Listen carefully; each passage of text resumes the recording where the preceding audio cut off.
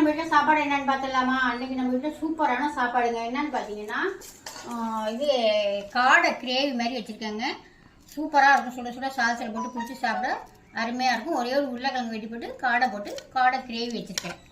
இது வந்து மீன் குழம்பு எங்கள் வீட்டு பொண்ணு வச்சு தான், அதனால அது கொஞ்சம் மாங்காய் போட்டு என்ன மீனுன்னு தெரியல குழம்பு கொண்டு வச்சுட்டு போயிருக்கு. அப்புறம் சுட சுட சாதம். இன்றைக்கி என்ன சிம்பிளாக இருக்குன்னு பார்த்தீங்களா? இன்றைக்கி வந்து எங்கள் ஊரில் ஐயனார் கோயிலில் கிடா வெட்டுங்க, கிராமத்தில் வெட்டுறாங்க. சூப்பர் சாப்பாடுங்க. அங்கே போய் நானும் எங்கள் வீட்டில் எங்கள் பையன் 3 பேர் சாப்பிட்டு வந்துட்டோம். இது வந்து எங்கள் கையிலுக்கும் எங்கள் மாமியாருக்கும் செஞ்சு வச்சுருக்கேன். மிச்சம் தான் நம்ம நைட்டு சாப்பிட்டுக்கலாம்னு செஞ்சுட்டேங்க. அப்புறம் வந்து இது முறுக்கெல்லாம் எல்லா வேலையுமே முடிச்சுட்டுங்க. பெட்டி வெளியே போட்டு முடிச்சாச்சு. முறுக்க பார்த்தீங்கன்னா எவ்வளோ சூப்பராக அருமையாக இருக்குன்னு. இது எல்லாமே இப்போ மன்னார்குடியில் கொடுக்குறது, அதனால பெட்டி படம் வச்சிருக்கியா? ஆமாம், லோக்கல். இது லோக்கல் கொடுக்குறது தான். சீட்டு முறுக்கு அதிர்ஷ்டம் அங்கே இருக்குது. அதிர்ஷ்டம் போட்டு எல்லாமே இப்போ லோக்கல் கொடுக்குறது. இன்னைக்கு வேலை இவ்வளோதாங்க, சிம்பிளான வேலை. ஏன்னா கோயிலில் சாப்பாடு போட்டாங்களா, அதனால கோயிலில் போய் சாப்பிட்டு வந்தாச்சு. வீட்டில் என்ன சாப்பாடுன்னு கமெண்ட்ல சொல்லுங்க.